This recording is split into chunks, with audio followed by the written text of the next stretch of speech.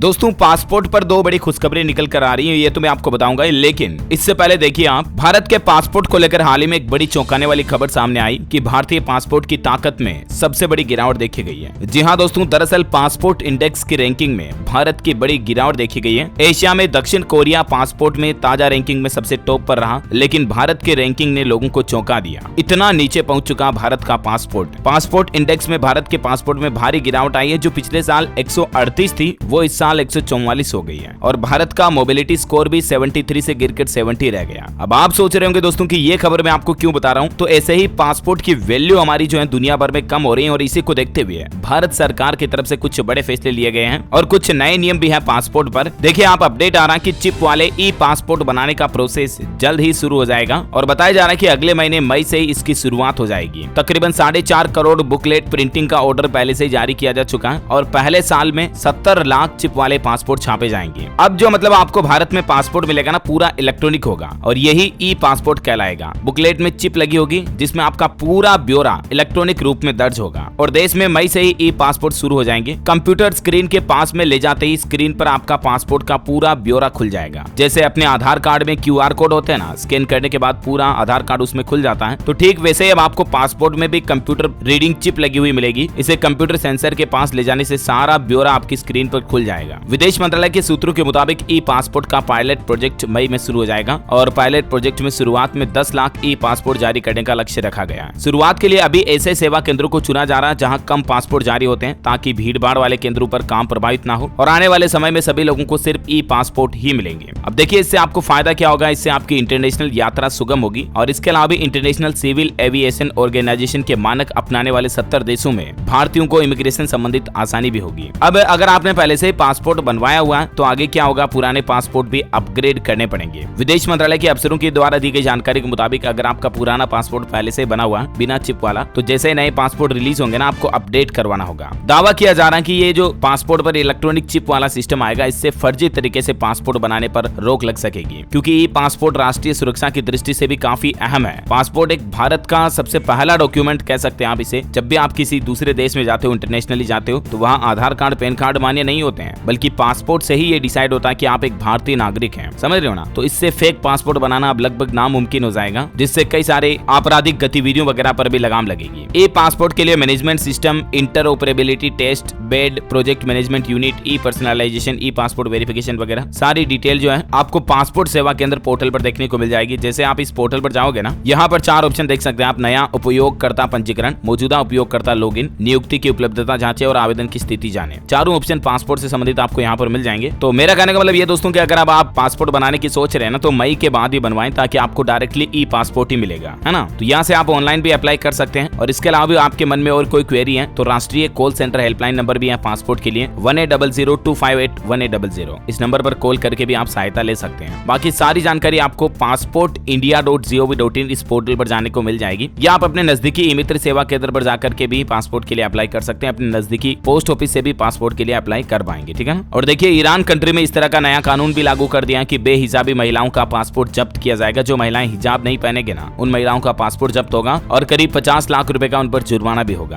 तो ये तो अलग अलग तरह के मुस्लिम देशों में सरकारें नियम लागू करती रहती है। बहरहाल हमारे भारत के जो अपडेट थे मैंने आपको बता दिए। और भी आपके मन में पासपोर्ट से संबंधित कोई सवाल है तो कमेंट करके पूछ सकते हैं। और बाकी जो पुराने कुछ पुलिस वेरिफिकेशन से रिगार्डिंग नियम थे, उनके बारे में मैंने DLS न्यूज पर ऑलरेडी जानकारी शेयर कर रखी है। अगर आप देखना चाहते हैं तो DLS न्यूज स्पेस पासपोर्ट लिख करके सर्च कर सकते हैं आप। यूट्यूब में आपको सारे वीडियोस मिल जाएंगे, ठीक है ना? उम्मीद है दोस्तों पासपोर्ट से संबंधित ये जानकारी आपको जरूर जानने मिली होगी। इस वीडियो को लाइक और शेयर करना, DLS न्यूज चैनल को सब्सक्राइब करके बेल आइकन जरूर दबा देना, ताकि आप ऐसी ही काम की महत्वपूर्ण खबरें रोजाना देख पाएंगे। जय हिंद, जय भारत, वंदे मातरम।